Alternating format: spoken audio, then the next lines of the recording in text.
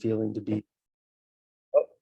It's an interesting feeling to be here and doing this. But just to remind everybody, the change in position is just that. It's a change in title. I don't have any more say in what goes on the board than any other board member. It's just one vote, like all of us. We all vote on issues, and there's 5 of us, and that's it. So the meeting tonight, I think, want to do the budget first. Eric, do you want to go over the budget first? Yep, we're under budget.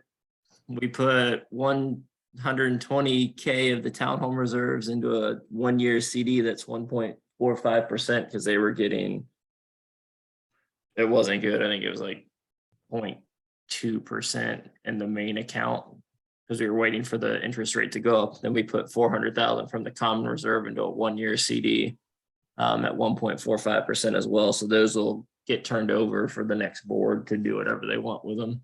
But there's still enough funds in the reserves that if we need to do anything that we have available funds. And we are under budget through July. So that is the budget. Awesome, thank you.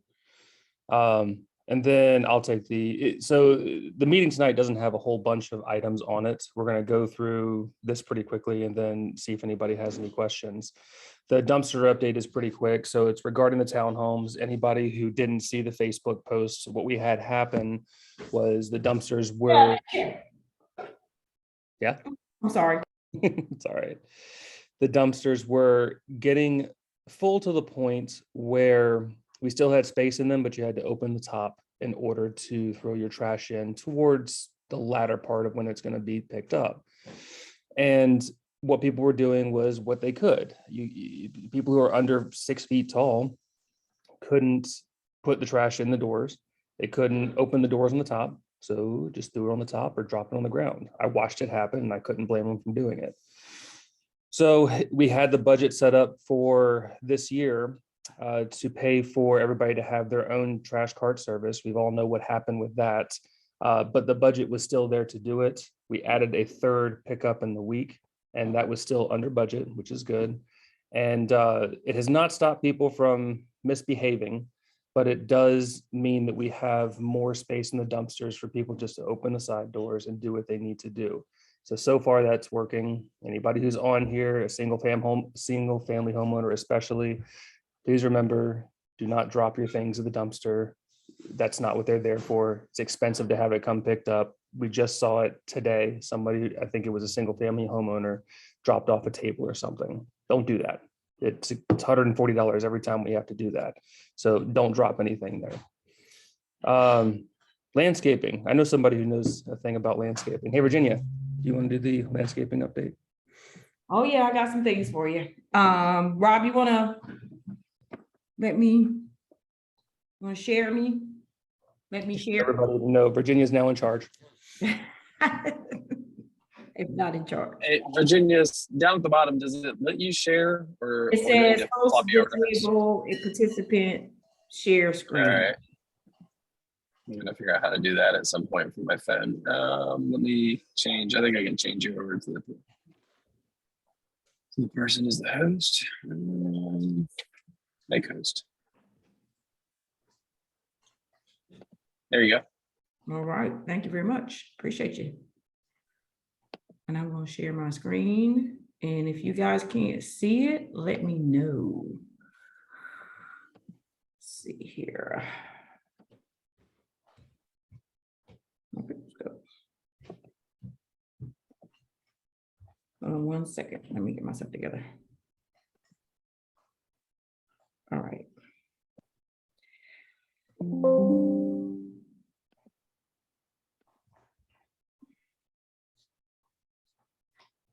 Can everybody see my screen?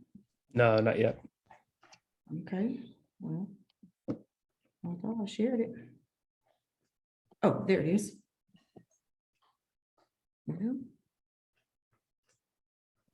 Okay, all right, now can everybody see my screen? Yep. Okay, hold on 1 second, my computer says not go dead, I have pro dead.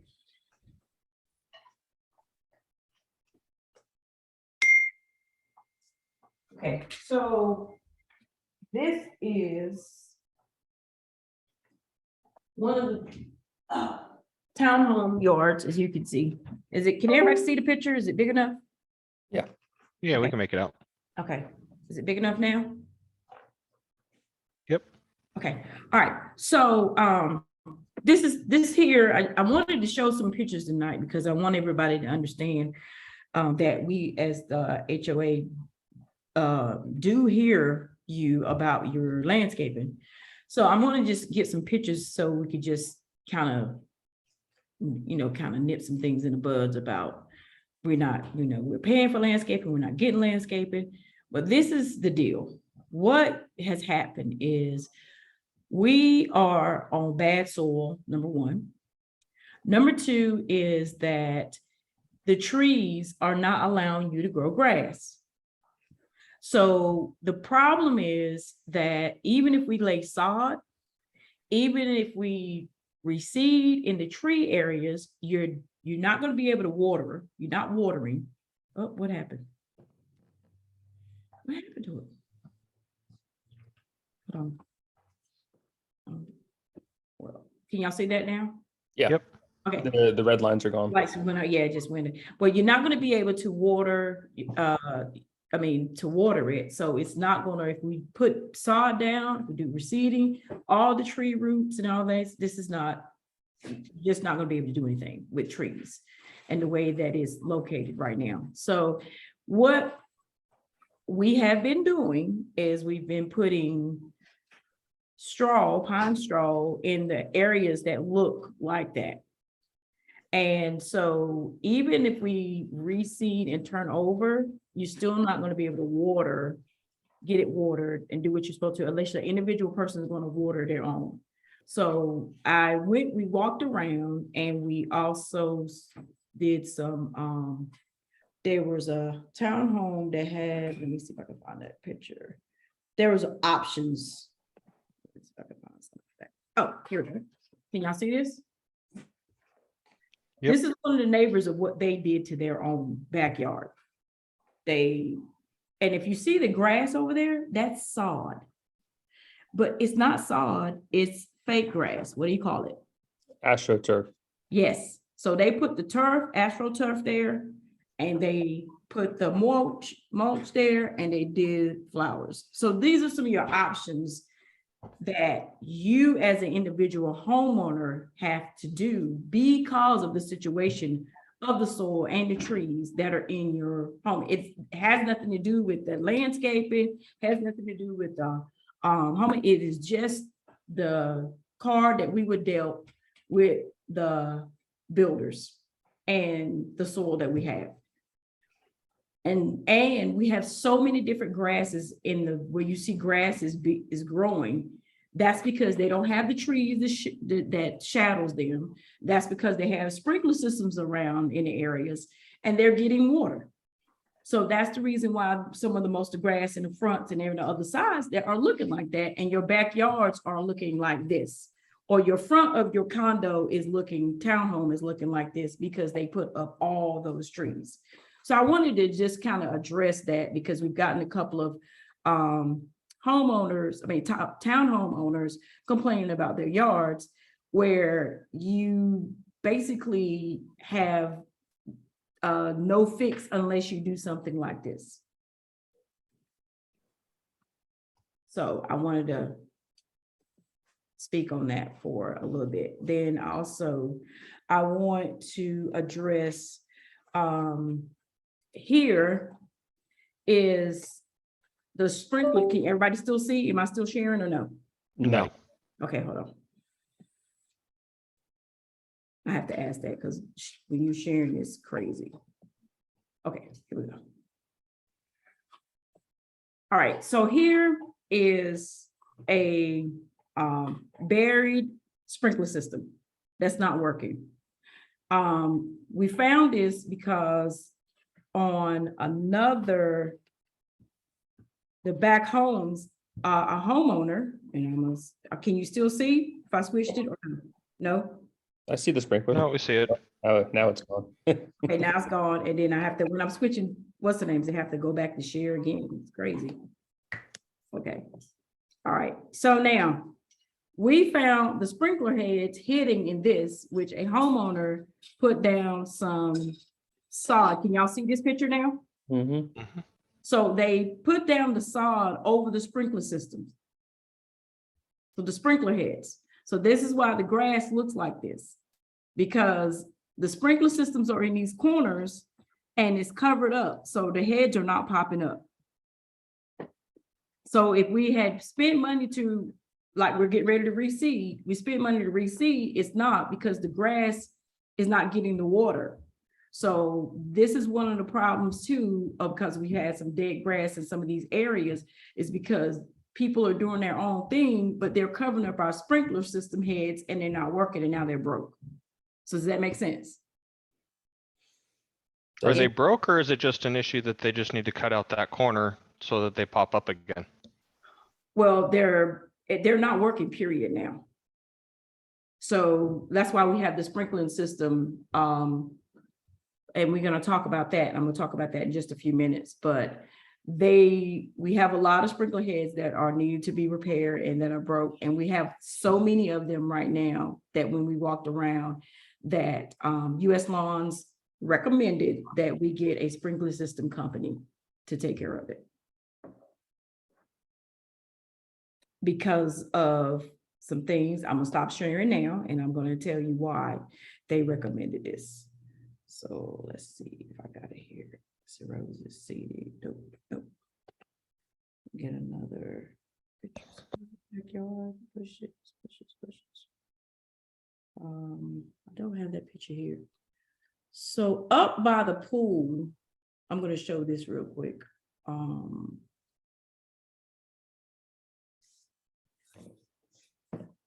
Oh, we got one more thing here. We also have, going to share this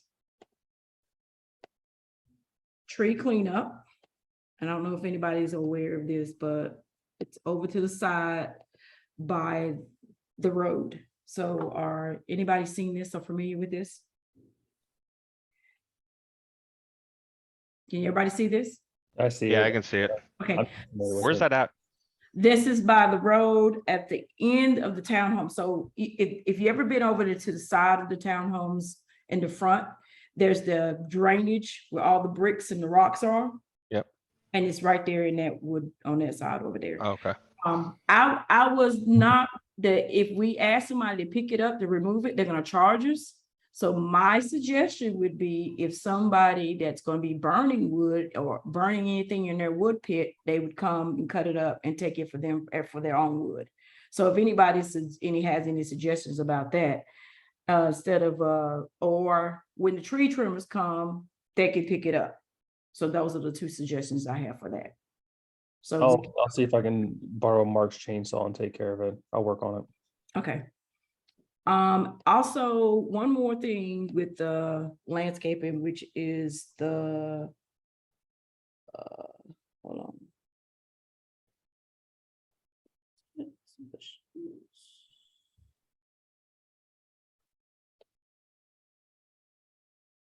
I think that's it right there. That's it. Okay, so the rest of with the landscaping, as you see those little spots that we have, they're going to be reseeded. So we're going to be reseeding in spots, not the whole property being reseeded. So we walked around and took pictures of the spots that were that's going to be reseeded. The reseeding is different because we have so many different types of grass.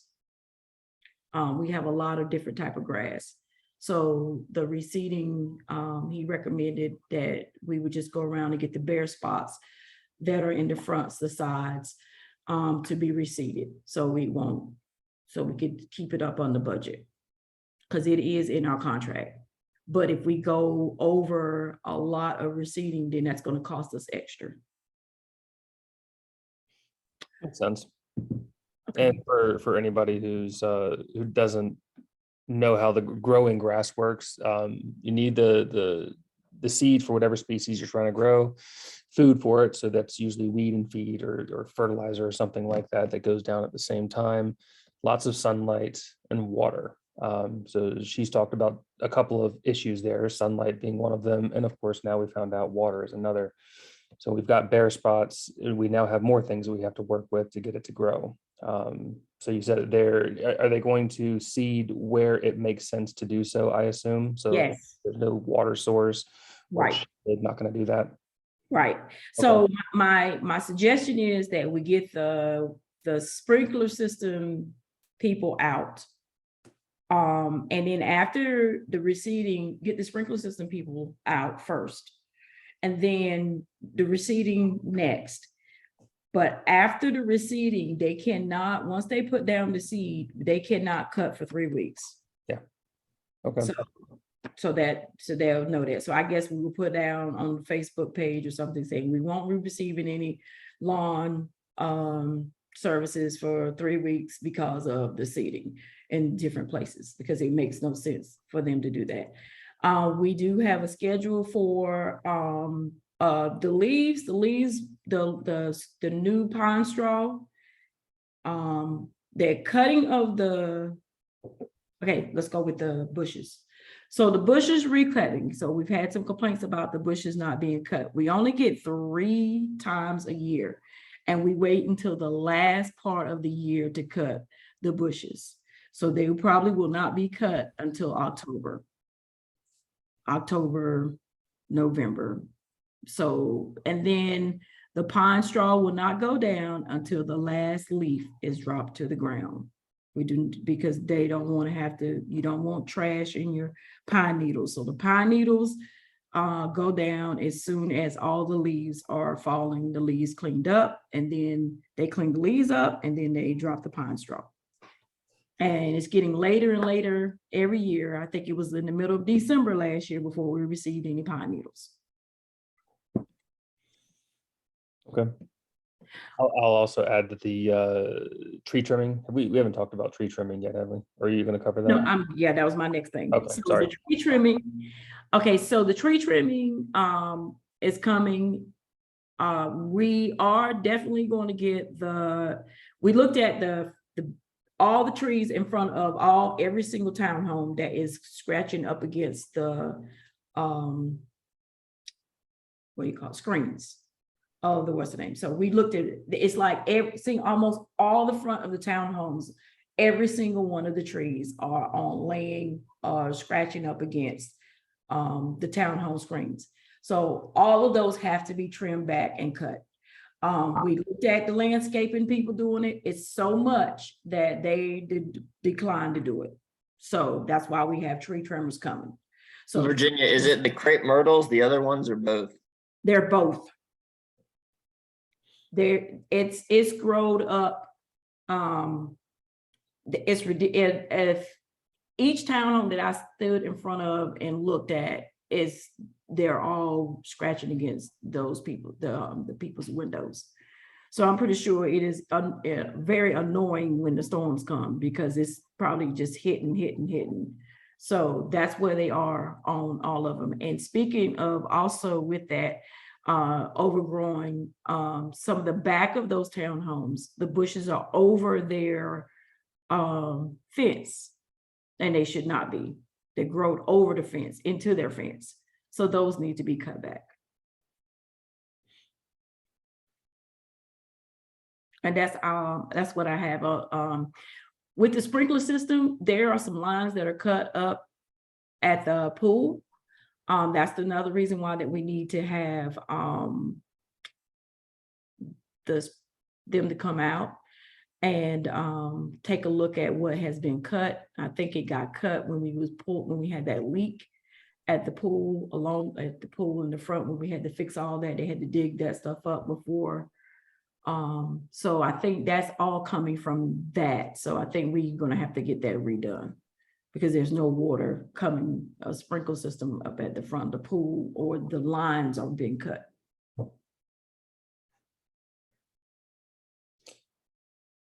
Gracious, that was a big update. Please tell me there's not any more of that. There's more, but it's not for. So anybody that's listening, everything that she just presented, we've got a couple of items in there that are going to cost. and they're surprise items that we have to pay for. So anybody who's wondering, if you have the conversation of what are my dues for, this is why we maintain the reserves that we do. This is why we're conservative in the way that we manage the money, is for things like this. So we try as best we can not to raise dues and still cover this stuff. An example of the prime example, and I can throw numbers at you, would be the tree trimming. Tree trimming is going to be in the neighborhood for this townhomes portion, something like $7,800. And it's unbudgeted. We didn't budget for that. Going forward, we're going to. But it's something that obviously has to happen to service that needs to happen. And everything we do for the townhomes is in an effort to make sure we don't have to raise rates if we can. And just want to illustrate that we're hearing what everybody is saying. We're working on it with the resources that we have and trying to be reasonable with everybody. We do have some constraints as well. The shade these are providing, we've even looked into removing the trees briefly. And that didn't take long to find out at $800 a tree, it was going to be too much to do it properly. So we looked into that. We're trying to solve the problems with the budgetary constraints that we have currently. And just want everybody to know that you are heard if you submit a question either on Facebook, through an email, if it's through AMG, over to Ashley, whomever. We do discuss it, we talk about it and consider it. Sometimes nothing comes of it. Sometimes we can make positive change, but we are listening and we're hearing you. The other thing, so the next item that we have is actually a conversation for the board. We have varying opinions at the board for all five of us on how we want to go through with this, and doing it through text was getting cumbersome. So we're going to talk about it here. What has started this conversation, it's regarding fines and bringing back the fining procedure, is the board traditionally does not try to impede upon the way people live. We try to be reasonable. And I've lived here for 5 years and I wasn't even on the board, and I found that to be the case. So we try to continue that tradition. But there have been a couple of times where we have some violations in the neighborhood that are semi-permanent or sometimes permanently changing the way the house presents at the curb. And there's no architectural review, there's no presentation to the board about it, it just happens. This is the kind of stuff we can't have. We have to come up with a different way of handling this, because that can't happen. Otherwise, what is the point?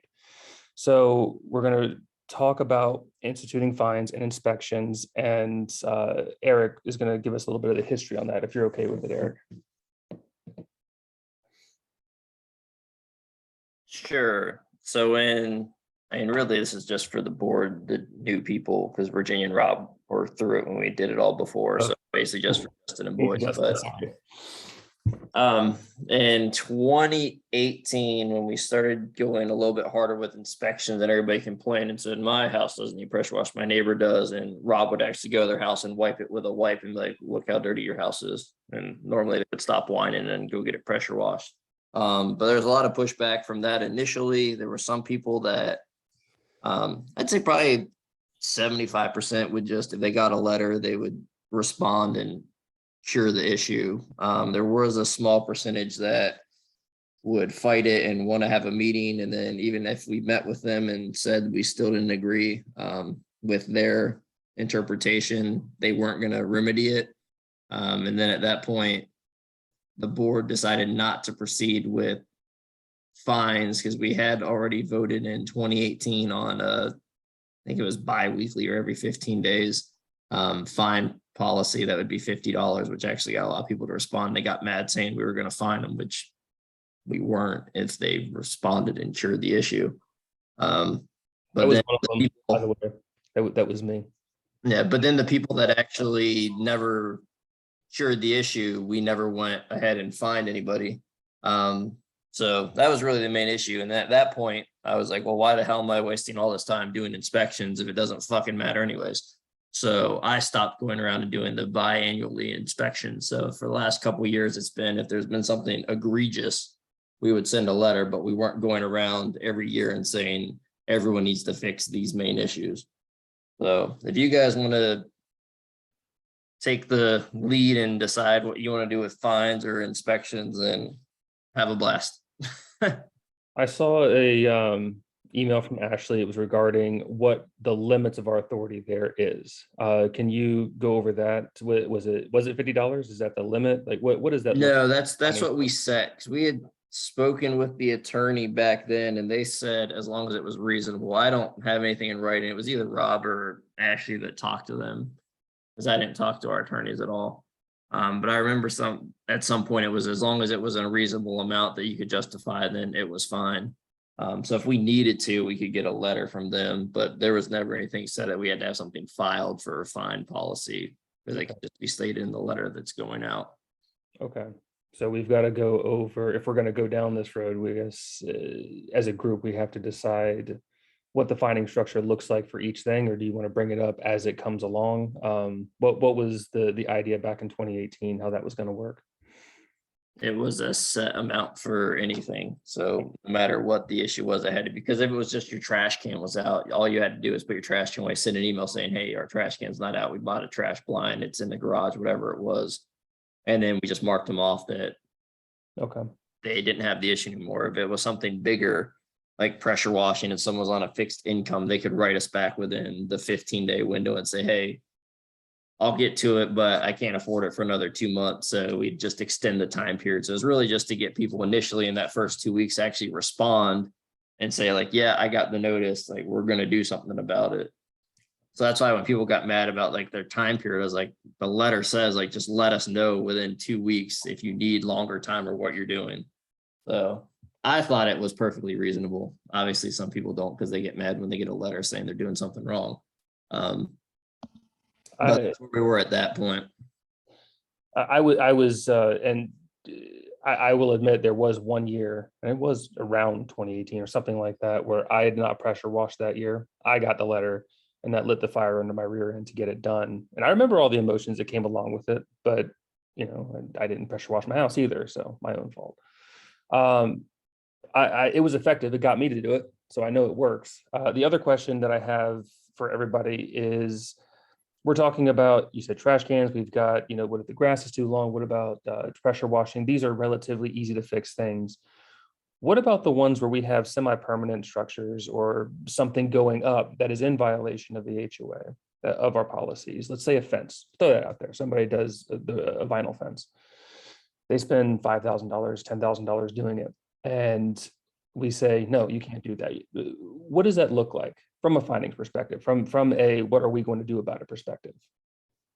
And that's what you have to decide. Either we're going to put in a fine structure and we just keep finding them $50 every 15 days. So they'll be paying $600+ a month and eventually cost them more than the fence did. Or you take them to court and say, it's not permitted, we're going to sue them. And then we waste a bunch of time suing them. But if it's like a fence or something that's specific in the bylaws or in CCRs, very good chance we'll win. If it's something that's a little bit not specified or not explicitly clear, then I wouldn't say it's even worth doing, because we're probably going to lose if we go to small claims courts and have a local magistrate saying, why do I care about this issue when it's not specified in the CCRs? Okay, that's all my questions. Justin, did you have any questions about this? This is all the first time I'm hearing it. Yeah, I don't. I think the fine structure is a good way to go, but that's if there's no communication. Everybody has issues, everybody has busy, everything's going on. If you got somebody that says, oh, I can't get it to it for 2 months, I'm under financial hardship or whatever, okay, no problem. But if that 2 months goes by and then, oh, I'll get to it next month, and I'll get to it next month, and I'll get to it next month, there comes to a point where the fine needs to be implemented. But I think as long as there's reasonable communication and a reasonable effort made by the individuals, then I don't think that's an avenue we need to go down, because eventually someone's just going to say, fine, we'll sue you, put a lien on my house, we don't really care. And when you get down that rabbit hole, it's never good for any side. Okay, I agree with you. I don't think this is something I want to vote on tonight, and I say that because I've never held a vote, especially live. I don't want to mess it up, but having the conversation here made it more clear for me. So that's everything I need to know. And Eric, thank you for going over that. Well, you need to also know who's gonna be in charge of inspections, because originally AMG would send Tim around and he would just drive around and we get a list. And occasionally like an address would be wrong. Normally it's like 95+% like good, but if I'd go back around, like he'd find stuff that like I'd be like, yeah, well, I don't think that's at the level that we want to send a letter to, if it was, whether it's pressure washing or a yard issue or something like that. So originally he did that originally, and then when I realized it was just him driving around in his truck, I started going with him. So for the last year, I would just hop in the truck and we drive around, and anything that we could see obviously from the road, that's what got marked and letters got sent for. So I don't want to be in charge of it. So whoever wants to be in charge of it can figure out however they want to go about doing it. We had one lady that just wanted to be helpful, and I would say helpful in air quotes, because she just wanted to say that every house that she didn't like had something wrong with it. So she went around and made her own list and sent it to us. So whoever wants in charge of that can do whatever they want with it. And that's the other avenue that you go down to when you start, putting fines and putting notifications out there. You're going to get that somebody that's going to drive around the neighborhood and take pictures of every single little thing that there was. Question for you, Eric, or anybody that's been on the board for a while, because I'm a new guy. The inspection process, is that something that is just part of what happens with AMG's group, or is there a charge every time that comes out of the budget that we have to pay for as a line item, or how's that work? Anytime AMG does anything, pretty much we pay for. Like when everyone wanted those stupid dumpster signs to say don't park in front of a fucking dumpster, I told them it was going to cost them $500. It cost them $500 because it took 2 men out there to put up 2 signs, and they charge a $50 truck fee plus their hourly rate, which is like 50 some dollars.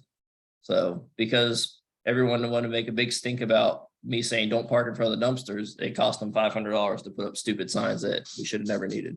So yes, anytime they come out and do something, there will be a charge.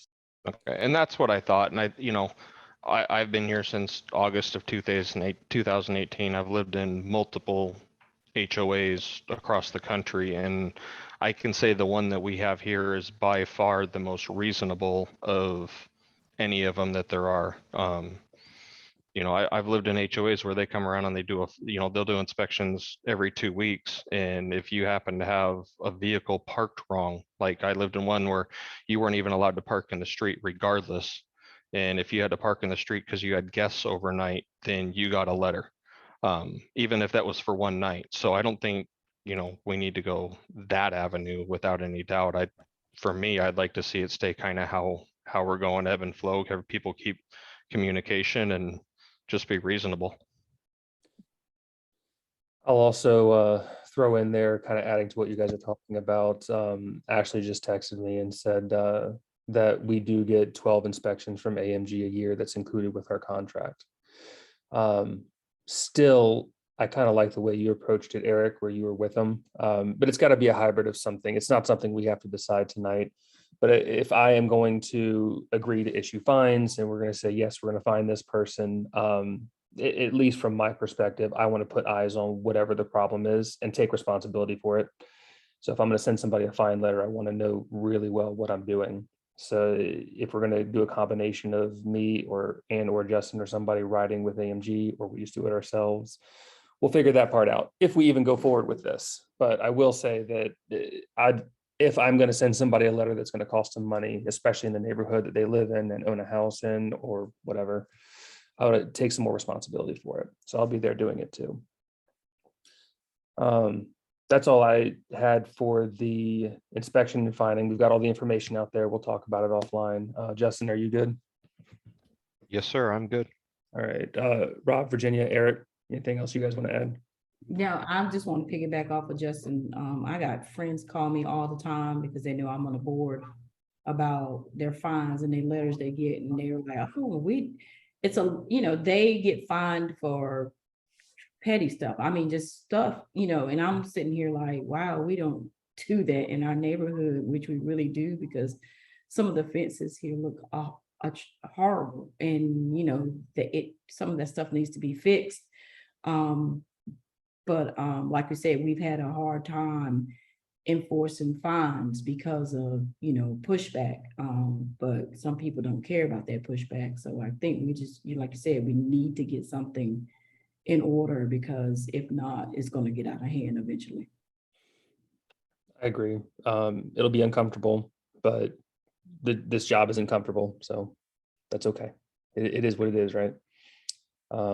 But I think I like your principle that we don't want to fine for everything. I completely agree with you there, but we do need to take back a little bit of personal responsibility for the things that these guys are doing that may not improve the curb appeal of their house.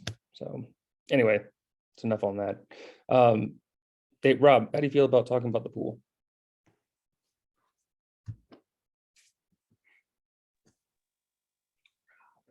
I'm good. I can give you a little update on that.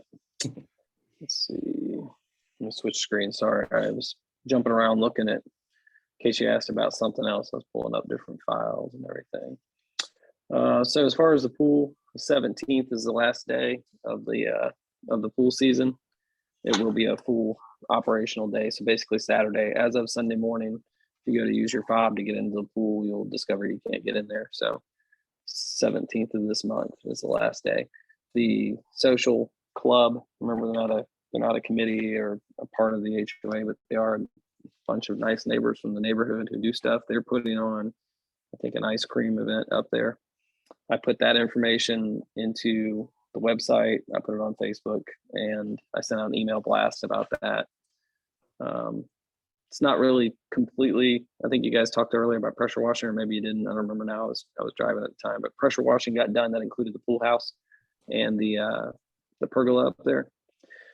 Pergola is going to need painted in the spring, so it'll just be routine maintenance, no big deal. The pool house actually looks good still, which isn't surprising considering we paid for 2 coats of paint, but the original painter messed up the first coat of paint. The color was so off that he had to put 3 coats by the time it was done. So we got 3 good coats of really high quality paint on that at the time. So we're still looking good on that.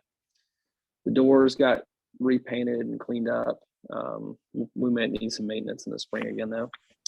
The pool house door, we failed an inspection early part of the year because the pool house door was hard to open, and the young lady who was doing the inspection pulled on the door and was like, doesn't work, I can't get in. So she left, and the book was inside there. So I called and I took responsibility for us. I was like, look, pool house door needs to be fixed. I can get the pool house door fixed so they can get into the pump room. I completely am okay with that. But there's a million ways to contact us. We're very easy to reach. And fortunately, the guy who is in charge of DHEC up there canceled the violation notice. At the same time, we got that notice about chairs around the pool being close and everything, a couple other things. So I pointed that out to people just to try to slow down us getting any complaints. We had one other DHEC inspection that came back, not with a closure or anything major. It came back with I think there was a ladder or a railing. I think it was a railing actually needed a repair. That was no big deal. We got that fixed. Other than that, we've stayed up on some minor repairs, little pieces that go around the base of the ladder and stuff like that. All those are taken care of. The pool button failed one time. Somebody just from hitting it over the years, it fell apart. Justin and one of the other neighbors were up there working on that for, I don't know, better part of an hour, 2 hours. They were able to get that back together. It's kind of rigged up.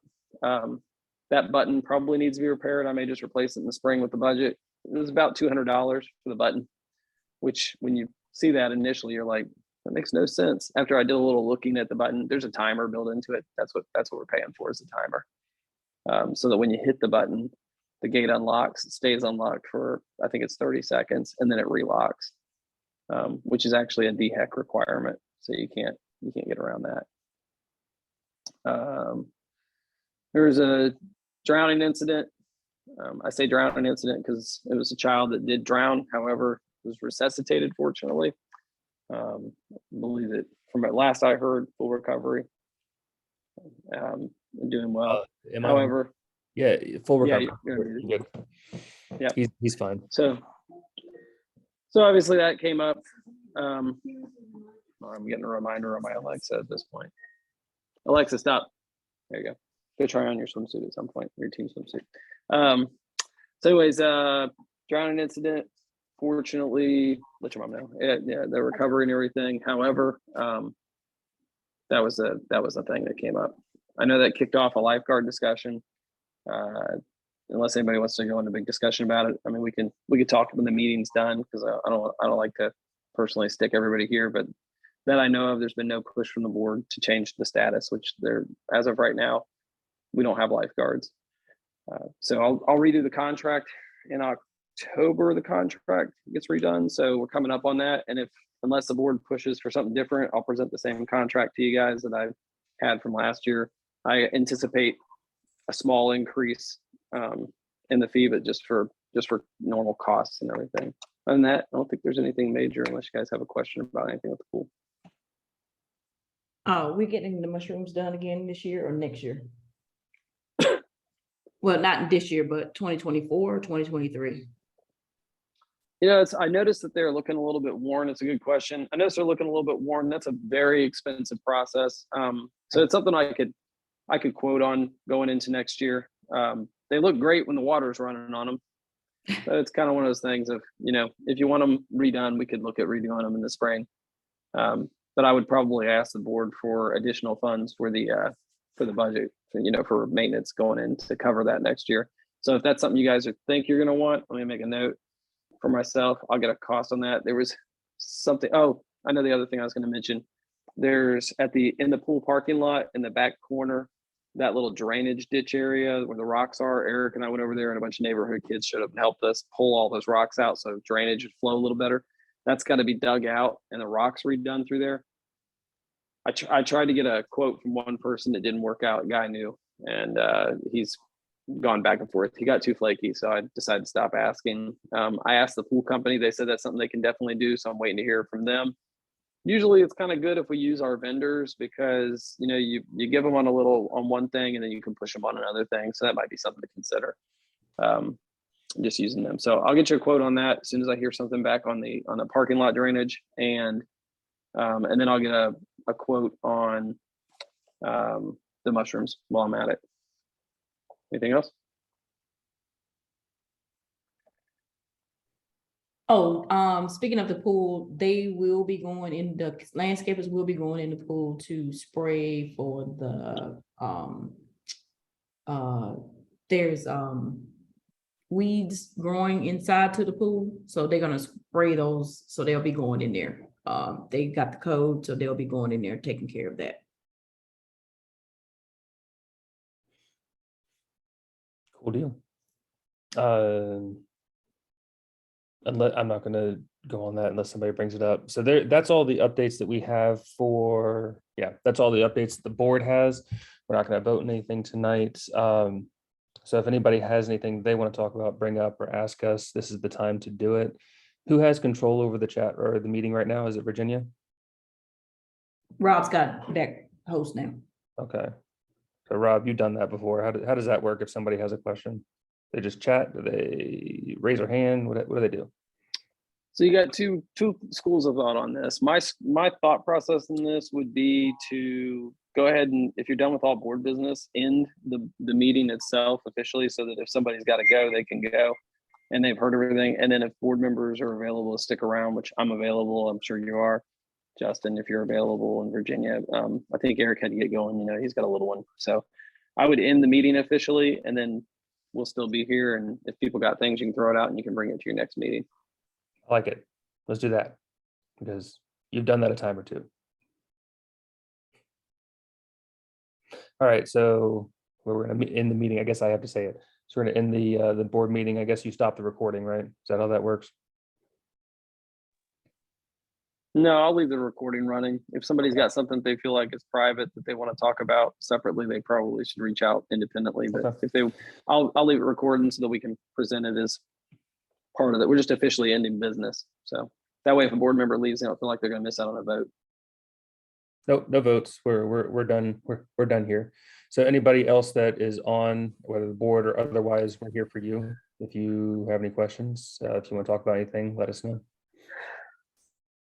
Hey, boys, it's Jen Tobin. Quick question. I think it was for Eric, but it's totally cool that he had to leave. I know that he's been working with the county on the Harrisburg Road expansion and was just curious. Yep. Obviously, they're doing a lot of work out there now. So wondering what was going on there and what we could expect in the coming months. I completely forgot to update on that. Eric, if you're still here, if you want to chime in, go ahead. I'll give you a second. All right. They're not talking to us anymore. Virginia went and talked to the guys out there. It's the sewer going in right now, the drainage line that's going down to the next community, because I'm assuming it's because it's cheaper for them to connect to Charlotte and then. Pineville, yeah. Yeah, so that, yeah, the water connection is going in now. We've been trying to, I've been monitoring it, some of them, and we've been trying to monitor what they're doing at the front, because, you know, they'll like to tear up the landscaping and then try to get away with it. So I've been trying to be on top of them about don't park on our property. You know, if you want to, you know, I know you have to do what you have to do at the front, but if you're going to do that, don't mess up our grass. If you're going to mess up our grass, I need to speak to your supervisor, you know, because they're, you know, they're not liking and not talking to us right now because of, we won't let them impede on our interests. So that's the update for right now. I can give you two things on this. One, we had this same thing back when the roads were going to get redone by the county. Once we turned the roads over and it was like, okay, fine, the county's going to take the roads. They would meet for meetings up at the pool, and they'd be standing around, and John Rodman would like walk across the street and, you know, hey, what are we working on, guys? And initially they didn't really know who he was. So John's very good at seeming like he belongs. So they would kind of talk to him about what they're doing. And then as they realized he didn't belong there, the best experience that I personally have is when I'm standing in my profession someplace and people come up and they're like, everything okay? Yeah, I don't need you. Like, no, it's not okay. There's 400 cops standing out here, blue lights, tapes every place. No, we don't need you. But I'll tell you what, if you're interested, we're hiring. So I think that's kind of the attitude you're going to get from these guys. If you want to know what's going on with the road project, they're probably hiring. Otherwise, they aren't going to tell you nothing. They don't care to talk to you. You're just somebody bothering them. They'll roll their eyes at you. They're gonna start off with kind of politely ignoring you, and then they're gonna start getting rude towards us. So yeah, I think we're on the outs. If you want to know more about what they're doing, you're probably gonna have to go to a council meeting. And I promise you, council doesn't care. They're getting whatever the county's getting out of this at this point. There's no benefit from Almond Glen, because they're getting in how many new houses are going in down through here. That's more tax base. You see that they spend the money in Lancaster already. They don't spend it up here. So I think, you know, the only thing we're going to have at this point is, if we really wanted something done on that, we as a community need like 50% of our community representing homeowners showing up at a county council meeting and ranting and raving about whatever there is they're doing. But yeah, they're done with us at this point. Yeah. Just to remind everybody that when we had tried to go down the road of getting the entrance extended and over to the intersection, that was something that Matt and Eric worked on exhaustively for quite a while. And it just boiled down to dollars and cents. And by dollars and cents, I mean hundreds and thousands of them. But that never went anywhere. We tried that route. It boiled down to, we as a community had to pay for a 6-figure check to get that to happen. So that part is not going to happen. The entrances are going to stay the way that they are. That's the only part I was going to add to that. And Jen, I'm sorry, I forgot to bring that up during the meeting. I should have done that. That's my fault. No, totally fine. And actually, Boyce, that was the question that I had. I know Eric had been working to try to move the entrance because it does make sense. But no, thank you for answering the question. Mm-hmm. Anybody else? Boys, I got something that's kind of board related, but it's not board related. I'm gonna throw something out there, and then I'm doing some quick math here. I'm sorry. Give me just a second. Divided by 21. I can hum the Jeopardy if you want. So the pool fobs, what happens with pool fobs is we pay for the pool fobs, the homeowner association, and then we resell the pool fobs to the community. There's a markup included in it to cover just anything that comes up. And then usually I have this money kind of sitting there with no purpose. Some of it AMG collects for us because people mail in checks. Some of it people, it's just convenient for them to meet up and give me cash or pay with Venmo or whatever, and I keep a log of it. So right now, I've got $420 that we've got in cash, and then from that, if I skim off our current minus to make it easy, I'm going to say if I skim off what our costs are somewhat, it leaves us with like $300 in what I would consider like a petty cash sitting here. And like I said, that's without us going to AMG and saying, hey, issue a check or something like that. I want you guys to consider donating that to the social club. We don't have any way of funding the social club or anything except for having layover from fines and fees and things like that. We don't do anything with that currently. But I think this is something reasonable that the board could say, hey, we got $300, we could give it to them. And keeping in mind that every year there's decorations that go up. They go out there and have been putting those up the last few years. They always are trying to like repair and fix things and buy new things. And I think if we could, as a board, say, you know what, we get this extra cash. It's not HOA money. It is extra from the sale of the pool fobs that we could use for a pizza party or whatever. So why don't we just give it to somebody who will do that? So I think that's something the board should consider doing. To say, yeah, let's give them the $300. I'm okay with that because those food trucks cost some deposits. Yeah, I like it. There was something else since you brought up the social committee here. One of the things that I have, it's not struggled with, but one thing that I have noticed that I'm inconsistent on is donating to them because I have to go hunt and find how to do it. So is there any policy that we had that would prevent some type of either a sign in the ground or something either in a common area, pool, whatever, that would have a print of the scan things you can use for Venmo or PayPal or whatever to donate to the social committee? Can we do anything like that? And or as a board, can we stop it? How about that?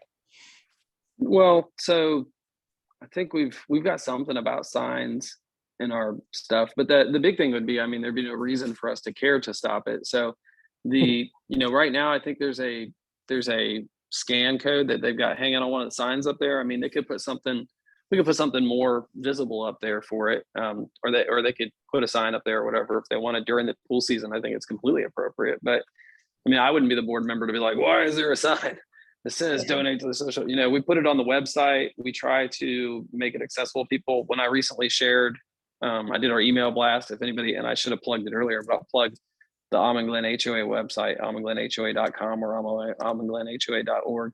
When you go on there, if you look under one of the tabs, it takes you to events, and the events that I've got, that goes out in the email blast. So yeah, I don't know why we would want to stop them. I know that's what you're alluding to. So.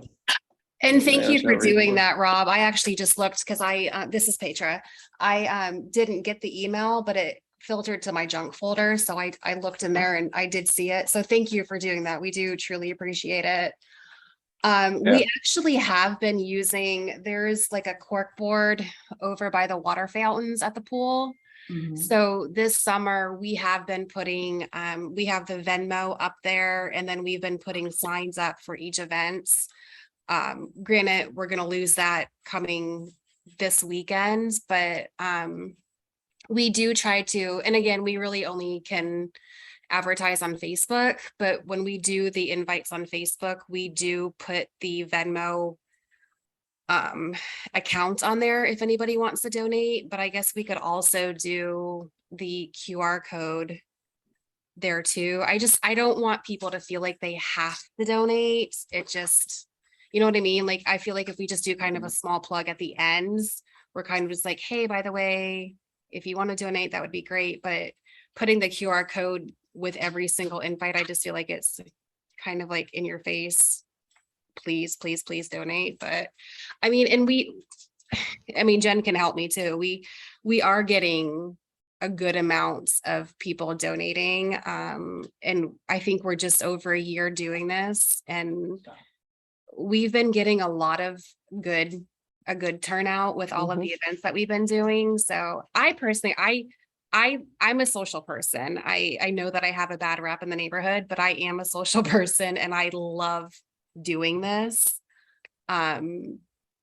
it's been fun, and I love seeing everybody that comes out to the events and also is enjoying it. I think it gives our neighborhood just that extra, like, I don't know, friendly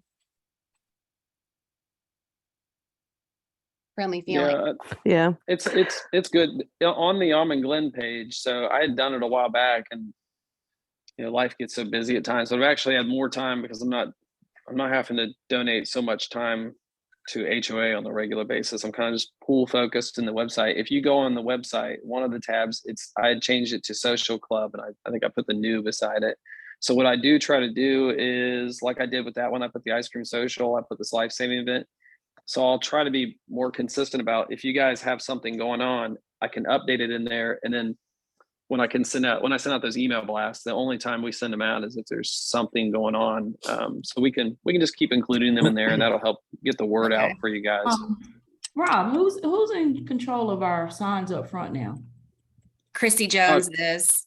Okay, so is there not like a little space up in the corner or down at the bottom that we can put that code, the square code? It wouldn't take up much space. We actually talked about it, but she felt the same. She didn't want people to feel like we were using the message boards for our own personal agenda. Well, and putting that up there, having to get out of your car at that area to take that picture or scan that. Well, Yeah, just a lot of people walk. I'm just like, it's just another way to catch people. That's just an idea. I don't think it would be a big deal at all to put something on that sign, even if it's an email address or whatever on how to donate to, something about it so it's up there all year long. Because that social committee does do everything, and if that sign's huge, it's never more than half full. Yeah, that's what the sign is for. The sign is the neighborhood. Is not, and it's not for just the HOA. The sign was to advertise anything that was going on in the neighborhood, as far as up at the pool and socially, or if you got trick or treating, we say, hey, trick or treat starts at such and such a time. Those signs cost a lot of money, and I'm promise you, Rob wants you to use them. Okay, we'll let her know, because even if we just use like the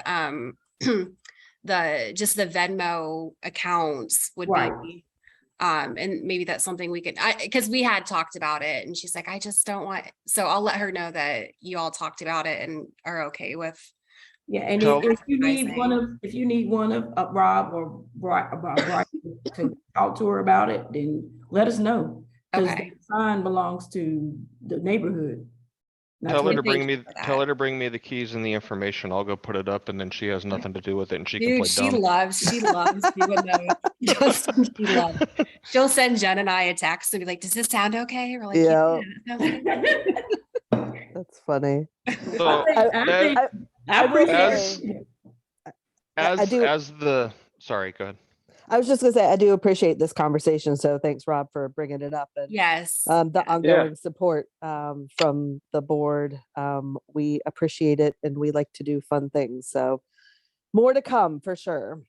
So as the new guy, and not to go down the rabbit hole, and you guys that have been here a long time can certainly make this a short answer, but the HOA used to fund the social club and do events, and that was one of the things I know to my wife and I that was the most appealing to this neighborhood, was that they did stuff like that, because we'd never lived in one that did that and having kids.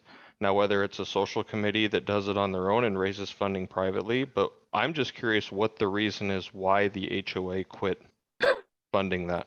Go ahead, Rob. Yeah, I'll give you the short answer. It can be the short answer. It's just for my knowledge is all it is. I'm just.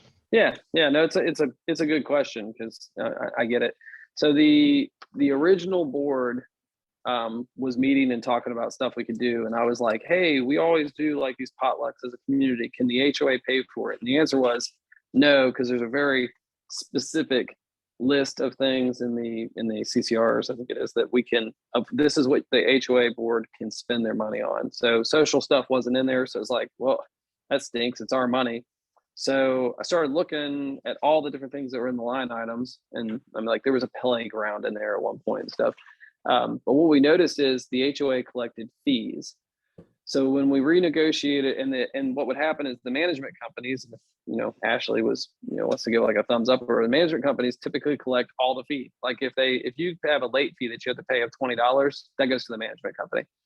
So when we renegotiated our contract with our new company coming in, which is AMG, I was like, hey, we want to keep some of our fees. So that gave us money that we were collecting that's not a part of the dues. So you see the trickery now, because dues money cannot be spent on anything except for what's specifically listed. Well, fines are not dues money. There's nothing that says what we spend those on. So what we started to do was kind of look at how much money we usually got, and we kind of guess how much we're going to get, and we created a social budget. Then we started having to raise the dues a whole lot, and especially if you're a townhome owner, with the amount of dues that were going up over time as the economy was getting more struggling for people. If I'm a townhome owner and my dues just went up by $10, $15 a month, whatever, because remember they pay monthly, and then the HOA announces they're going to take my money and that I've been paying out, and I don't care where the money came from at that point. Like I'm trying to be sensitive to the 64 people who live over there. I'm looking, going, wait a minute, I'm paying an extra $100 a year, and you're going to have a party. It starts to feel like, it pisses you off is what it would do. So listening to them, it was like, okay, it really doesn't make sense when we're taking money from all these other places to keep saying we're going to take money from this and that and put it there. And we've got big expenses that pop up every once in a while. So that's why it went away, was because we were trying to look at, okay, really, can we spend this fee money on these things when we're having to turn around and take more money out of people's pockets on it consistently.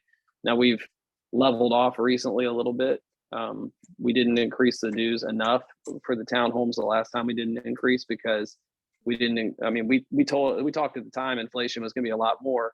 And for anybody who watches any kind of news, I guess if you watch CNN, there's no inflation. If you watch anything other than CNN, there is inflation that's going up right now. So for everybody for most of the people in the neighborhood, they're like, yeah, inflation sucks right now. So it's been hard to justify bringing that back. But I look at things like the money that we've collected from these pool fobs, and I'm like, that's extra money on top of extra money. It's $300, and that's a portion of what was collected for the pool fobs this year. So I think it's reasonable, and that's why I throw it to the board. That's the gist of it. And I get the whole not being on a line item and having to spend what's in your budget and so on and so forth. It's just what I've always seen, like I say, is just being a resident, not being on the board, and don't get me wrong, I'm all for huge reserve accounts, because life happens, and no matter whether it's family or whether it's HOA.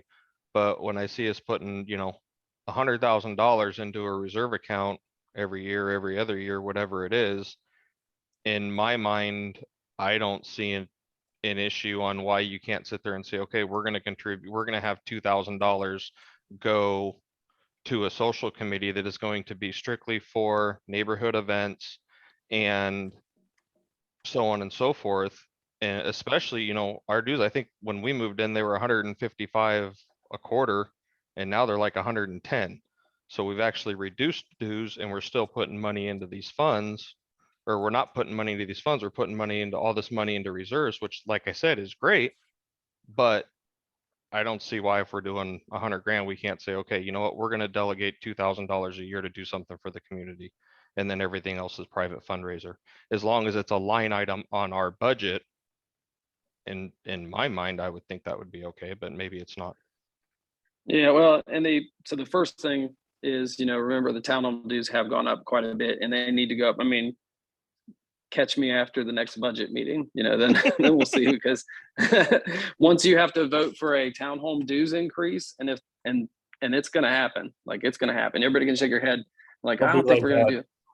Yeah, once we have to do, because what you're going to find out is the money, as Eric breaks it down, the money that we're putting into reserves is either exactly what it should be or not enough. So even when you see $100,000 going in there, like, that's on a scale,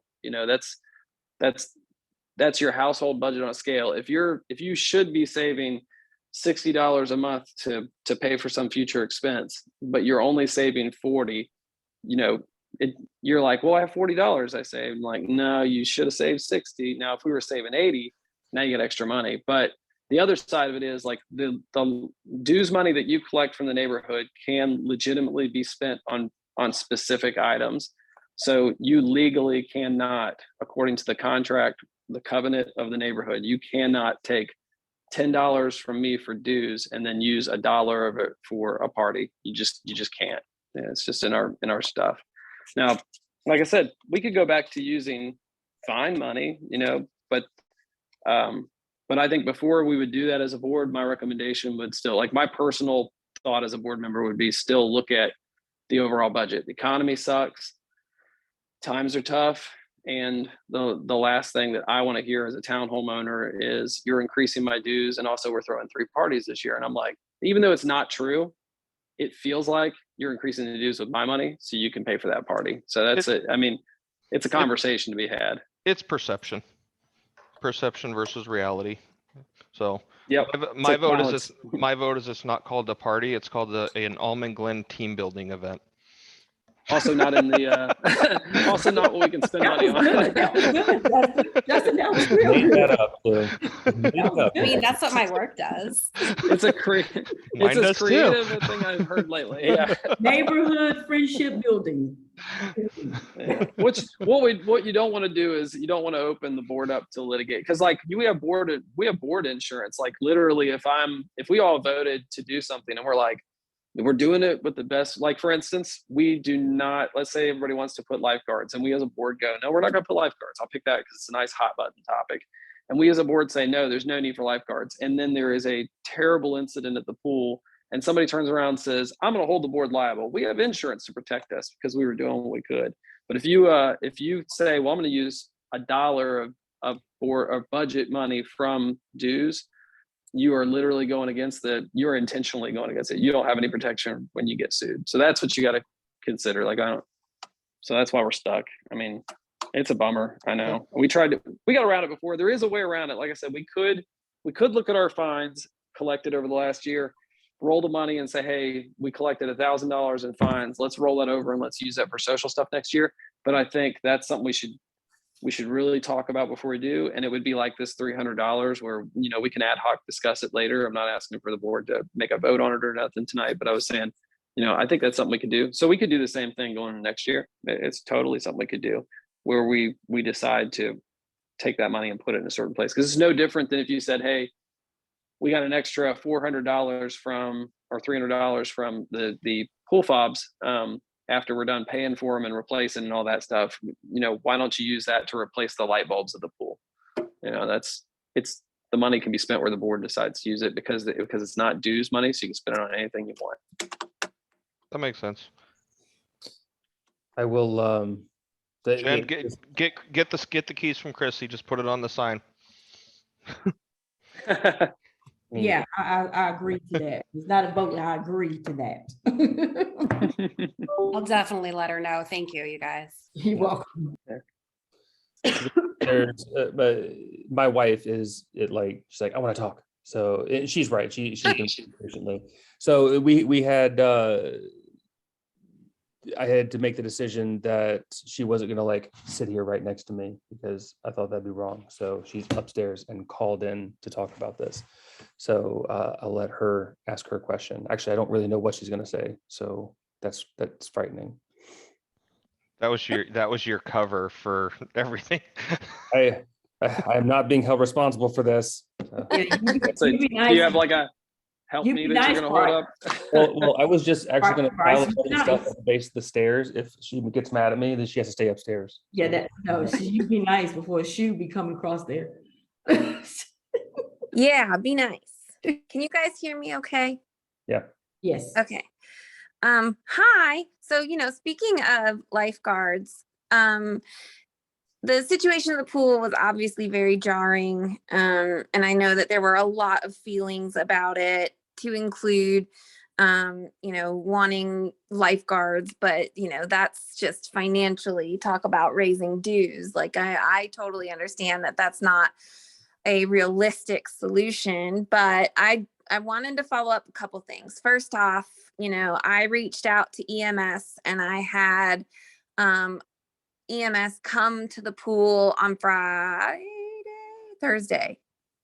I don't remember. They were here last week, and they did a really great job. There was a small group of us. I think there was 4 of us that showed up to have EMS kind of run through some, pool safety and some kind of, without going to the certification extent, just doing some updates or just initial kind of first responder reactions and potential life-saving initial response activities that you could do in the event that there's an emergency. So there was a lot of feedback I got from them about some of the things at the pool that might help in a situation like this. And so, I mean, without knowing what we can or can't do, it was something that I thought it would be good just to bring up to the board, let you all know what their feedback was and some potential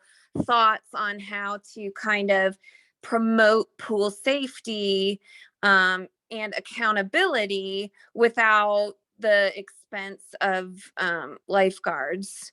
So is it appropriate to kind of run through that now, or should I like just write something out and send it to you guys? I didn't know what you thought might be best, Rob. I'll help out since Boyce is in a compromising position right now. It's totally appropriate because this is free time. I mean, nobody's stuck here and it's not officially a board meeting. It's just board members listening. So totally appropriate. Okay, cool. So the first thought I had is in response to people wanting lifeguards, which just realistically isn't going to happen unless everyone in this neighborhood is willing to shell out more dues. But the other side of it is EMS is willing to come and provide this type of training as many or as little times as we want.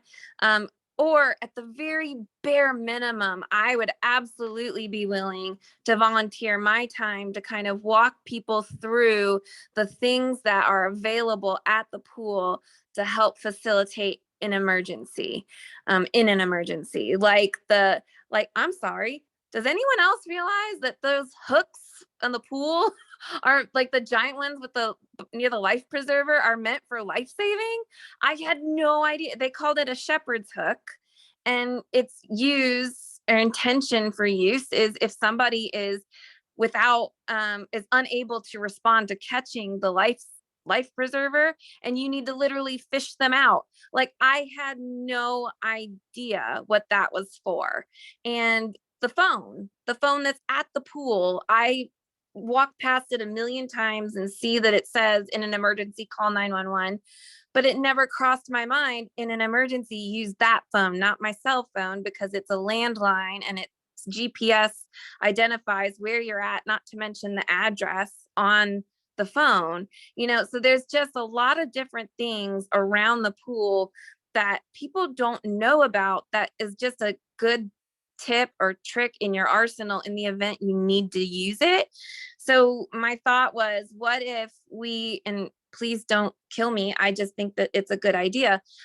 What if at the beginning of every pool season, we tell people, in order for your pool fob to be activated, one member of your household needs to come to the pool and go to a basic run through of the pool facilities where the emergency equipment is located, and just kind of doing like a little check. It would be no more than like 10 minutes walking around and just making sure, hey, it's just good to know. It's good and valuable for you, protection for you and your family in the event you need it.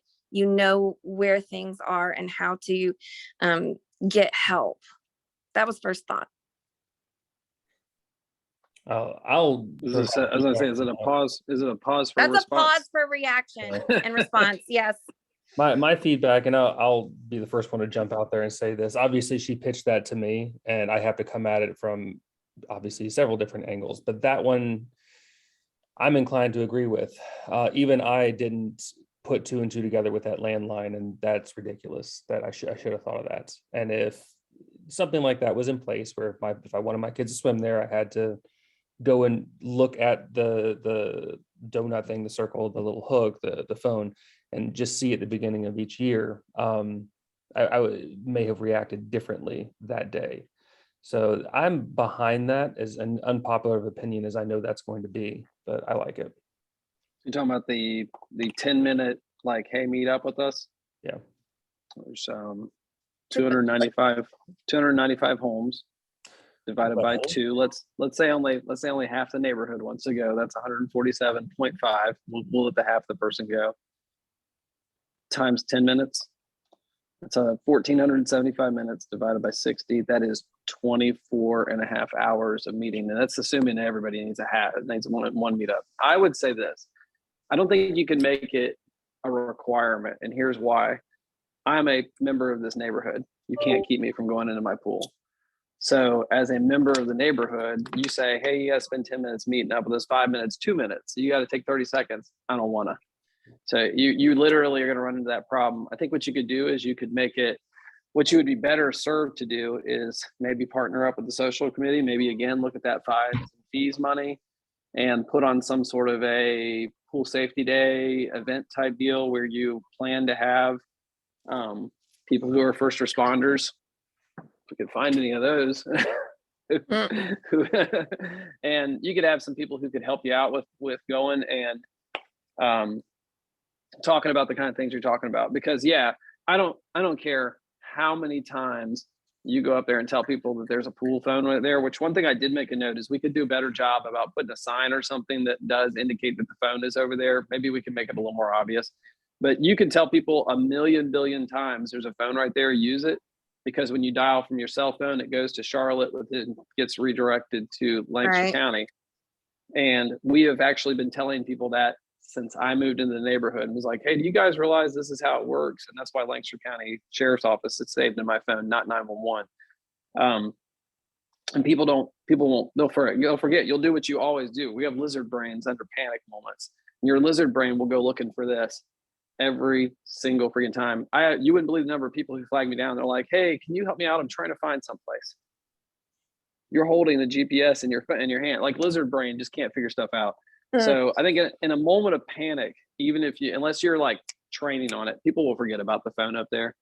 I don't know that I would remember the phone was up there. If my kid was in the pool and I realized there was an emergency situation and I'm panicking about my daughter, I'm gonna be like, grab my phone. Somebody call 911. I'm not gonna think about that phone. So I don't think you can force people to, but I think that there's merit. And you like point out that you didn't know what a shepherd's hook was. Like that actually kind of surprised me as I was sitting there. I'm like, wow, you didn't know that's what that stuff was hanging I there had for? no, well, the life preserver I knew, but the shepherd's hook, I was like, I have no idea what that is. Yeah, it's totally reasonable. And it goes back to a lot of times you'll hear people say, well, that was common sense. Well, common sense requires that we all have common experiences. And, you have never come across where you've seen somebody use that stuff. So I do think there's merit in that. If one person doesn't know what that's for, probably dozens of people throughout the community don't. So we could do two things. You could do one, you could do a pool safety day where you invite people to come up, and maybe we can partner up with a local swim organization who teaches, who sells swim lessons. So they would come over and sponsor something at our pool. Maybe you could get them to come out and advertise their swim classes, show people the facility stuff that, hey, did you know there's a phone over here? Hey, did you know there's a first aid kit? That kind of stuff. We could also, and I don't always have to be in front of the camera. So it'd be really awesome if somebody else would be willing to like stick themselves out there. I'll be happy to film it, but you could film a little 1-minute pool safety tips. Hey, did you know? And just, put that on our YouTube and put that to people. So I think those two things would be great. I don't think forcing people to activate their fob. I don't think you can even do that. Not to mention, even if you said, all right, Rob, I will personally handle the 24 hours of meeting with people, you are not going to want to go in and deactivate and reactivate those fobs because it's nowhere near as intuitive as that sounds. It would be almost better if it was written in DOS. And I know Boyce knows what that means. I'm going to assume you do too. I know what DOS is. Yeah. Yeah. It would almost be better if we can have a command prompt we could type into. Jeez. So One thing I was thinking about that we could do, and I don't know, maybe it wouldn't even be worth it, but they do it at a lot of the lakes now, and they have a life jacket station. And I know I've got life jackets that my kids have grown out of that I've donated to people around the neighborhood, but what if we, and this obviously is kind of on a different path, but for a safety perspective, because there's a lot of people that don't have life jackets. We put 5 or 10 life jackets at the pool on a stand that people with small kids, you know, if they're not comfortable swimming or whatever, they can put their kids in them if they want. Because let's be honest, if people don't have a boat or go on a boat, they probably don't have life jackets, but they go to the pool. I like it. I like anything that promotes the safety, and I think that the reason what happened that day was because he couldn't swim and they didn't have a life vest. At least that's what I can get out of it. I'm going to be all about all of this, so I don't really need to weigh in here. I kind of agree with just about everything. Justin, I like that idea. But is there a safety concern or a liability concern on the board's end if we do that? No, there wouldn't be, because we didn't do it. Just somebody did it, and we didn't take it down. So It's just like donating some shoes to your neighbor. I mean, it's not anything that, you know, if I go up there and leave three floaters up there, I'm just leaving them up there for them to do, to take it to anybody who wants it. So I don't I think see even if the board said, hey, we're going to buy 5 life jackets and put them up here, I don't see a liability with it necessarily. Personally, you know, you provide them jackets up you there. know. We'll make sure. I think the only thing you got to worry about is like they'll get missing, but you know, that's anything. I honestly, I don't care if people want to take them, then they obviously need them. right. It's not a problem. I'm not I will argue all day long. If you take it, you stole it. It doesn't. There's no like, well, he needs it. No. I do. California. No, I do agree. I must need your car. No, no, I do agree. It is stealing. Yes, I 100% agree. But life jackets are cheap. Yeah, it's donated. We're donating, so anybody can pick it up and take it with them if they want to. And I can take the point on that and do some research on it. And I don't know if it's still active or not, but I actually used to anyways. I don't know if I still do, but had access to get wholesale costs and dealer costs on life jackets. So if I do, I can even find out how much it would cost, and how I might just, if everyone's good with it, next summer I might just buy a bunch and put them down there and say, okay, here. Yeah, same here. Like you said, they're relatively inexpensive and then whatever you have. really effective. So if everybody likes that idea, that'll happen. And I know that because I'm married to the one who'll make it happen. So. And whatever you have left for next year, we just get a bin and just store them in the little house. Okay. So we have a storage place for them, so we're good. What else did you have? So other questions, and do we have an AED at the pool? No. No, they're fantastic devices. It'll get stolen, but you know, I'm all about them. I was a BLS instructor for 4 years. I have to recertify next year. They're amazing. They'll definitely save a life. It'll get stolen, but if you want to buy one, the HOA just have to vote to do it. So that's a device that we could put up there if we wanted. But do you have to be certified to use them though? No. You don't? No. Do they have to be charged all the time? Like, and I asked that because do we have to install an outlet? Generally speaking, I have to go around and check them at the PD. You put them in place. You have to check them every once in a while, just like a fire extinguisher. They're amazing, wonderful devices. They're very simple. You take it out and you hit a button to turn it on, and it tells you what to do from there on. Yeah. It's great. It's absolutely great if people take the time to learn how to actually use them. But generally speaking, anybody could use them. They absolutely will save a life. It'll get stolen. But other than that, I'm all for it. I'm not all about replacing it over and over. But I'll vote yes to it if the board wants to buy one. I'm gonna tell you that it'll definitely get stolen. I know because they get stolen from pools all summer long. So that's why I know. If we do get one, can we put one where your friendly little cameras are pointing so we know who stole it? So you get the hoodie picture. The guy, I can get you great videos of hoodies. That's what you'll have. No, is you gotta put the ring on it. You know, you put the ring right on it. That's sweet. You'll get a hoodie picture. Listen, I am an eternal optimist. Okay, Hey, So hey, I'm gonna that's a hold- police, Yeah. To the end. hey, that's a police officer, the detective. Not I know He's what got that he criminal is. mind, He's that criminal mind. he is a glass and half they- empty type of person. I know. Look at And him. they'll be like this. They'll I'm just a realist on it. Like I'm the type that if you're like, hey, I really think we should have one because it should save lives. I am the first, because I do teach. Alexa, stop. Because I did teach CPR, and like I said, I got to recertify. I'm big on the AEDs. I love them.